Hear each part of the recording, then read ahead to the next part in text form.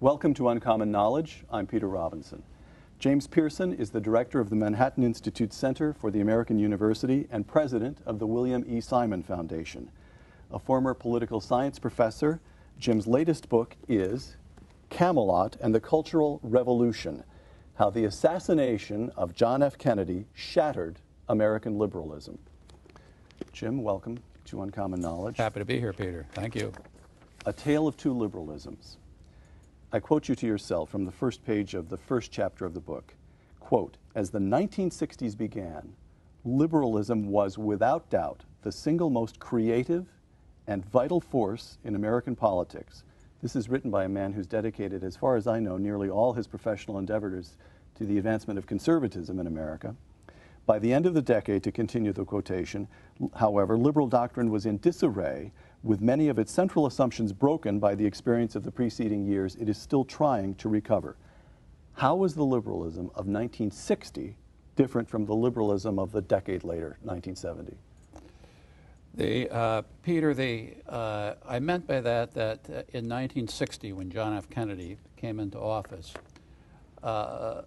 liberalism inherited a great deal of momentum from FDR and the New Deal. They believed that the future was working in the direction of more programs and an agenda that had been established by the New Deal with federal intervention in the economy designed to protect our to perfect our democracy. The New Deal liberals were optimistic about the future. With reason. As far as they understood it, they had beat the Great Depression, beat Adolf Hitler, reignited the economy of the 1950s, and elected John F. Kennedy. Absolutely true. They had a record of achievement at their backs that they thought they could project into the future. There's great faith in the ability of the federal government to do many of these things because, of course, they had, as you said, led us out of the Depression, defeated Adolf Hitler, invented the atomic bomb, in the 1950s confronted the Soviet Union, built a federal highway system. We're in the process of sending men into space. There's nothing we couldn't accomplish. You make this sound pretty good, Jim, my fellow conservative. Yes, indeed. In 1960, let me point out, John F. Kennedy ran to the right of Richard Nixon on defense. And not long after he was elected, he set to work on and enacted before his death a massive income tax cut. Yeah. In 1960, would you have voted for John Kennedy over Richard Nixon? Well, I was in school at the time, and I remember my parents were very much for Kennedy, and I probably would have voted for Kennedy. You know, a lot of conservatives look back on Kennedy and say that pretty good. His views in 1960 are not all that far from their views today. All right. But let me just continue the thought. But the liberalism that came out of the New Deal was a very optimistic liberalism about the future and about America's role in the world and the role of the federal government in perfecting our democracy. Kennedy constantly talked about the future, and the future was going to be brighter than the past. What happened in the 1960s was that assumption of American progress among liberals was shattered. The belief in American benevolence, of America's role in the world, of the American past, all these were called into question by the liberals in the 1960s. Two quotations. John Fitzgerald Kennedy, 1961, quote, "Let every nation know, whether it wishes us well or ill, that we shall pay any price, bear any burden, meet any hardship, support any friend, oppose any foe, in order to assure the survival and success of liberty," close quote. President James Earl Carter, 1977. For too many years, we've been willing to adopt the flawed and erroneous principles and tactics of our adversaries, but we are now finally free of that inordinate fear of communism, which once led us to embrace any dictator who joined us in that fear. Close quote. Now, the usual explanation for this sea change, you can just hear it in tone, apart from one is confident. One is the sound of a trumpet, and the other is, at best, a woodwind, I think. The Cultural Revolution of the 60s, the war in Vietnam. Your explanation is? Well, I suggest that the assassination of President Kennedy and the way it was interpreted by liberals in American life played a great role in the unwinding of liberalism in the 1960s, and in marking that change from JFK to James Earl Carter. The assassination itself. On November 22nd, 1963, President Kennedy is shot and killed in the streets of Dallas.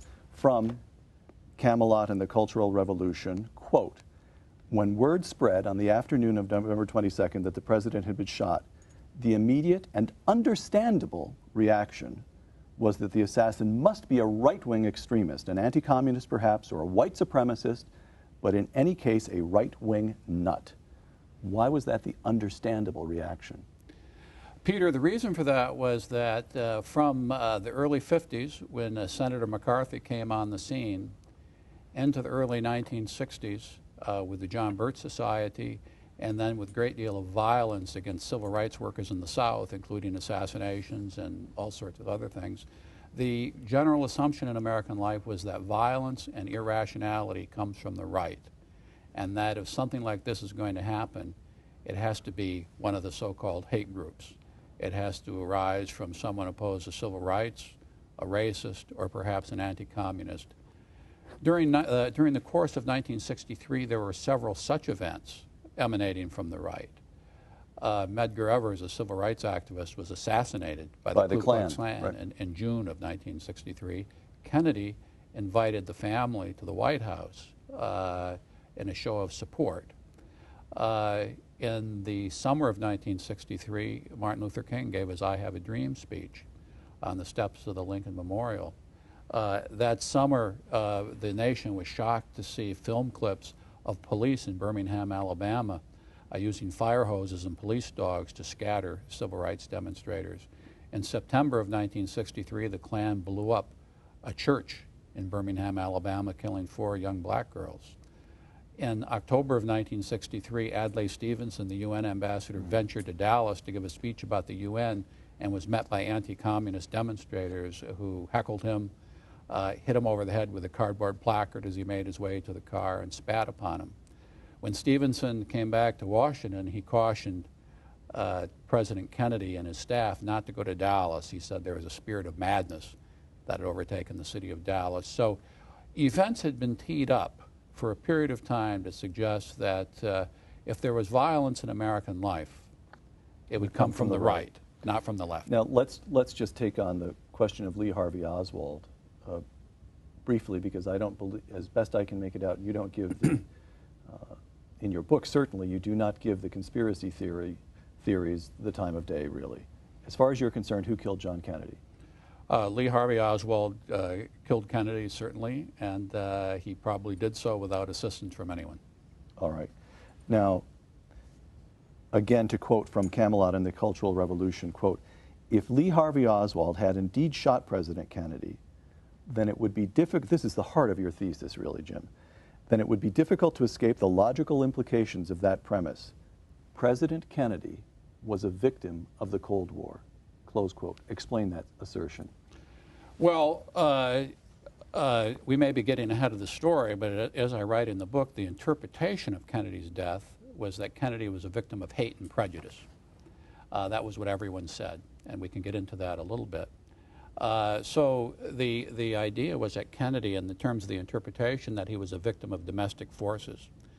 But if, in fact, he was shot by Oswald, a dedicated communist, and not just a communist, a man who had defected to the Soviet Union and had done many other things, which we can also get into, to aid the communist cause, then it was plain that Oswald's motives were linked to the Cold War, that he assassinated Kennedy for reasons not having to do with our domestic politics, but to stop Kennedy's Cold War policies. The expectation was that if anybody shot a president, it would be a right-wing nut who did so. And instead, it was a communist who was so dedicated a communist that he had for a time defected to the Soviet Union, married a Russian, got sick of the Soviet Union. Why? The evidence suggests because the Soviet Union was insufficiently communist for him. Is that right? The interpretation that he was bored, it wasn't really a revolutionary society. he thought he preferred Castro and Che Guevara. Well, he went to the Soviet Union because he thought it was a revolutionary society, and when he got there, he found that it was really a boring, status quo, bureaucratic country, and he became fascinated with the Third World revolutionaries, like Castro, Ho Chi Minh, Mao, and that group. I just want to pin down. It seems to me there's a weak form and a strong form of your argument. And the weak form is, whatever else we know about Lee Harvey Oswald, we know that he was not a right-wing nut. Absolutely. That's the weak form. The strong form is, what we know about Lee Harvey Oswald is that he assassinated John Fitzgerald Kennedy for ideological reasons. And that requires the hard work of adducing evidence about what was very likely to have been in Oswald's mind at the time. Do we know, for example, you say in your book that you suggest that he may have been in one way or another seeking retribution for the Kennedy brothers' attempts to assassinate Castro. Do we know that? To what extent? Where do you fall after writing the book, after pondering it, between these arguments, the weak argument and the weak form and the strong form? Well, I lean to the strong form, as you put it, that Oswald's motive in shooting President Kennedy was to interrupt the Kennedy administration's efforts either to overthrow or to assassinate Fidel Castro in Cuba. That was probably why he acted as he did. Abraham Lincoln was elected to Congress in 1846 and to the presidency in 1860. John Kennedy was elected to Congress in 1946 and to the presidency in 1960. Two men exactly a century apart. What did the Lincoln presidency mean to liberals in 1960? Well, that's really a good question. I have a chapter on Abraham Lincoln because when Kennedy was shot, Mrs. Kennedy gave instructions to aides to model the funeral ceremonies on Lincoln. And one of the reasons for this was to suggest that Kennedy, like Lincoln, had been a martyr to the cause of equal rights. You write, the attempt to cast Kennedy as a martyr alongside Lincoln added even more confusion to an already confused event. Explain why that was a confusion. Why wasn't John Kennedy a martyr? Well, John Kennedy, as I write, was a martyr to the Cold War, but he was not a martyr to the Civil Rights Movement. He could only be a martyr to the Civil Rights Movement if the assassin was motivated by issues arising from civil rights, which was not the case. Oswald was not a bigot. People said he was a bigot, that Kennedy was killed because of bigotry and prejudice. Oswald was not that at all. Oswald was for civil rights. Oswald was a communist. So that from the standpoint of 1960, of course, the civil rights movement represented a kind of a second Reconstruction, as it was called. We are now revisiting all the issues. Finishing the great unfinished work of Abraham Lincoln. Absolutely. So, and of course, though Lincoln was the founder of the Republican Party, to liberals and advocates of civil rights, Lincoln was in that pantheon along with FDR as one of the heroes of liberalism and American democracy. So there was definitely an attempt to place Kennedy in the Lincoln tradition when he was killed. I say that added confusion to the event because, as I say, Kennedy and all the facts surrounding Kennedy's assassination suggest that he was assassinated for reasons linked to foreign policy in the Cold War, not to civil rights. Now, you quote Mrs. Kennedy as saying, quote, he didn't even have the satisfaction of being killed for civil rights. It had to be some silly little communist, close quote. That's Mrs. Jacqueline Kennedy. Why did she think of the communist, of being silly? You make the case he was killed by a communist. He was a martyr to the Cold War. If we know anything about John Kennedy, one thing he took seriously in his life, what we now know is that he was an ironist. He didn't take the vows of his church particularly seriously. He misbehaved. But one thing he took seriously was the Cold War. He wanted to stand up to the Soviets, and he wanted, in one way or another, to win in the Cuban Missile Crisis. We now think of him as very cool and calm and collected. He was, but at every step of the way, he was utterly firm. He did put down in place an embargo on Cuba. He did back Khrushchev down. Why was it insufficient to his own people, to liberals in America, to think of him as a martyr to the Cold War? Why did they have to create what was, if it's not a fiction, it certainly doesn't comport with the facts of the case? Why? Yes, well, this is a very good question. At this time, many liberals were beginning to believe that the Cold War was a diversion from the real problems of our society, civil rights being one and poverty being another. John F. Kennedy didn't believe that. John F. Kennedy was devoted to fighting the Cold War. And I think you're right. I think John F. Kennedy was thinking, how can we win the Cold War? And he placed his immense rhetorical gifts at the service of fighting this battle. You quoted from his first inaugural address, which was a very eloquent plea to the American people and to the world and to stand up for freedom. Tough as it could have been. Absolutely. He saw that quotation that you just cited. That sounds like George W. Bush today. But this was a view that liberals more or less abandoned by the end of the 1960s, I would say. And many were beginning to move in this direction, which suggested that we were placing too much attention on the Cold War. We should begin to work on domestic issues. And one of the other things that comes out of the 1960s is this idea that the emphasis on economic growth and national security is far too narrow for the liberal agenda. The liberal agenda ought to be directed at elevating the quality of life and at focusing on cultural issues. Let's turn now to what the assassination did to the liberalism of its day. Let's say Camelot and the American liberal. Again, to quote from Camelot and the Cultural Revolution, quote, "The most potent element of the Kennedy legacy is its association with the legend of King Arthur and Camelot." Very briefly, who came up with that association? Well, that was Jackie Kennedy who came up with that. She came up with it in the aftermath of the assassination. Quite quickly thereafter. Yeah, within a couple of days. And of course, there was a very popular Broadway play, right?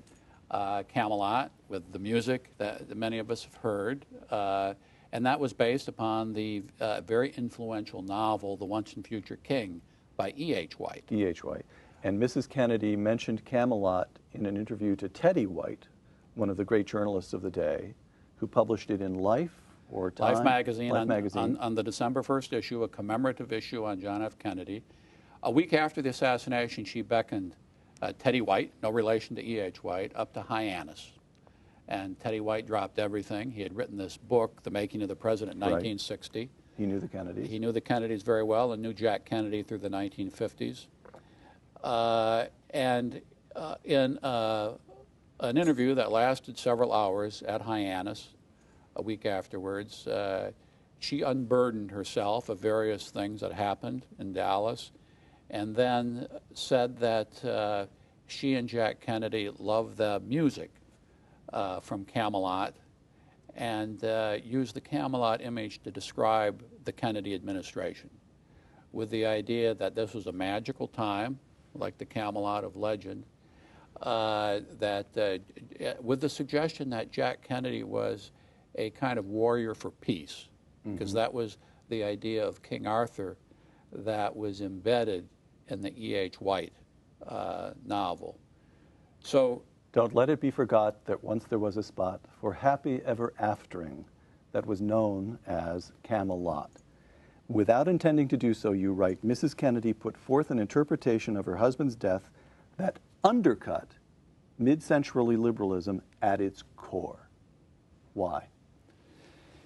Mrs. Kennedy, with that image, quite unintentionally, she introduced a sense of nostalgia into liberal thought. The idea that the best of times are now in the past, that the Kennedy years were the best that we could ever hope for, and they're now gone. And if you're a party committed to the notion of progress, that's fatal. If your party is based upon the future and progress, that is very much an undermining assumption.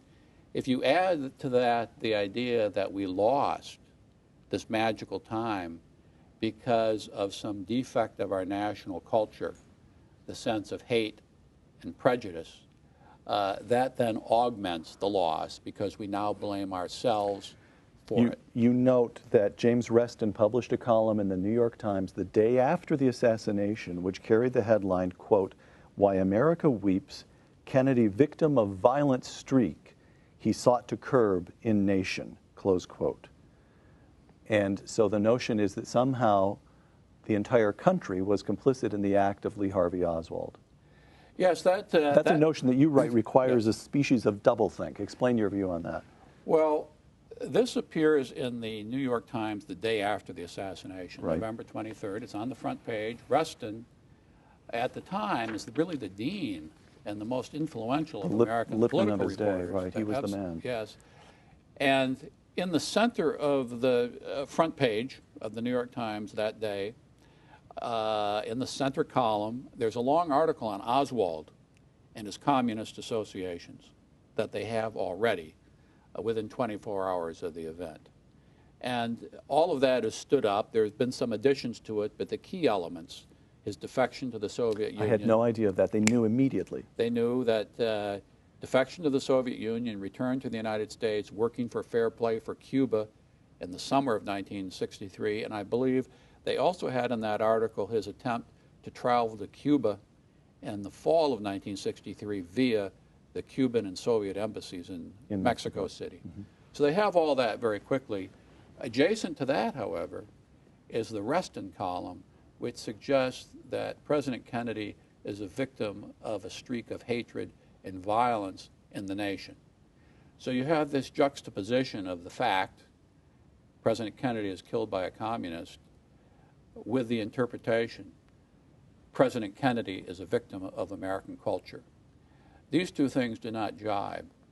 But what happened was that the interpretation of the event... You write that Lee Harvey Oswald, I think I can almost quote you on this one, was in no way representative of any trend anywhere in America. He was completely sui generis. Absolutely. He was not linked really to any of the big left-wing groups. He operated more or less on his own as an underground revolutionary and communist. He was not a right-winger, for sure. He was not a joiner. He did not belong to groups. He was the kind of figure who was thrown up by post-war America, who was absorbed into the whirlpool of the Cold War. The assassination and the enduring liberal crack-up. From your 2006 essay in Commentary magazine, Kennedy's had been a unique balancing act, combining ardent patriotism, that's the message of that inaugural address, with hip sophistication in a mix that could appeal to both traditional Americans and to the new cultural activists. After his death, these two groups divided into conflicting camps, thereby establishing the terms for the long-running culture war that continues today. What did the assassination have to do with that division into two groups? Well, that's also a very good question, Peter. Of course, I think that Kennedy represented a bridge in liberalism. In one sense, he represented the New Deal and the Cold War aspects of liberalism in the post-war period. But of course, he was a very attractive man. He spoke beautifully. He used images from Greek poetry and drama in his speeches. Of course, he hung out with Hollywood stars and starlets, right, and with Harvard professors like Arthur Schlesinger. He played touch football. He was wealthy. He played golf. He went to the beach. He did all these things. Movie star kind of. He was very level. much a celebrity. In fact, he was really the only president that we've ever had who was able to be a celebrity and a politician at the same time. Others have tried to do it but could never bring it off. Bill Clinton, for example, tried to do it and was not able to bring it off. So he was a very unique figure. So he did represent this new direction in liberalism that we see developing after the 60s, which is based upon culture and style, hipness, sophistication, all the rest. So there's an opening even within the persona of John Kennedy to what would become the Cultural Revolution. Yes. Kennedy represented himself, both sides of it, but no one else was able to ever to bring that together again. And these two sides of Kennedy parted ways after his assassination. And one of the things that the assassination contributed was this idea that America is guilty. The cultural sophisticates, the cultural liberals, beginning in the 1960s, embraced this idea that America is guilty of manifold sins. Kennedy didn't believe that. But out of his assassination, his assassination and its aftermath was the first time this was placed on public view that the nation is guilty. Without the assassination of John Kennedy in 1960, would the nomination of George McGovern a dozen years later have been conceivable? And by George McGovern, I take it, I don't know how you feel about this, Jim, but I take it as the moment when the Democratic Party is captured by those cultural elements. Yes. Negative about America, get out of Vietnam, openness, if not indeed an embrace to the Cultural Revolution and so forth. That would have been inconceivable in November of 1963 when John F. Kennedy embarked for his trip to Dallas. No one could have looked into the future to have seen such a rapid change coming over the Democratic Party and American liberalism. But within a few short years, from 1963 to 1968, the liberal movement in America came unglued. The war in Vietnam was obviously a factor. Civil rights was a factor. We had the riots in the cities. The campuses were coming apart. And an entirely new point of view overtook liberalism. Why did it happen exclusively to liberals? If Kennedy was in so many ways conservative, or what we now would, if what he stood for in 1960, centrally the staunch anti-communism, patriotism, he loved the country. It wasn't until 2 decades later that we came up with the term Reagan Democrats, but those people were with him entirely.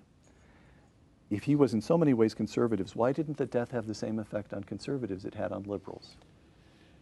Well, Peter, first of all, conservatives were in no way surprised to learn that a communist had shot the president. They did not misinterpret the event. No, conservatives at this time had little influence in the national media. They had no influence with the New York Times or the major networks that helped to convey this interpretation to the American people. But conservatives like Bill Buckley, our late friend, had been writing that communists were a danger not just internationally, excuse me, but domestically as well. So there was no need for conservatives to recast any of their assumptions in the aftermath of Kennedy's assassination. All right. After almost 45 years of pessimism and blame, your phrase pessimism and self-blame, does that misinterpretation of Kennedy's assassination explain the enthusiasm that liberals now feel for Obama? That is to say, suddenly they have a liberal with a smile on his face. You remember the relief that that conservatives felt, Reagan, a sunny conservative. Yeah. And now along comes Obama, and there's a way out of this cul-de-sac. Surely by now they realize that this loathing of America is a cul-de-sac for them. Politically, there's no way out. Obama offers, I just offer that to you. That's a very interesting point. Of course, Ted Sorensen has endorsed Senator Obama. Kennedy's speechwriter. And he said he really represents the second coming of JFK. That's one of the things that he said, and he's written about this. So I think that's true. The Democrats have been looking, and the liberals have been looking now for 45 years for someone to pick up the mantle of John F. Kennedy and carry that forward, someone who's optimistic about America and an attractive figure whom they can be proud of. But I suggest in the book that the person who really picked up the mantle from Kennedy was Ronald Reagan. It was Ronald Reagan, as you know, who began again to remoralize the Cold War and to say that this is a struggle between freedom and tyranny and that it was the evil empire, and he'd built up the military, and he had the notion that we could win the Cold War. Right. He challenged Gorbachev to tear down the wall. So it was Reagan who picked up the ball that the liberals dropped in the aftermath of the Kennedy assassination. Jim Piereson, thank you very much. Thanks, Peter. For Uncommon Knowledge and the Hoover Institution, I'm Peter Robinson. Thanks for joining us.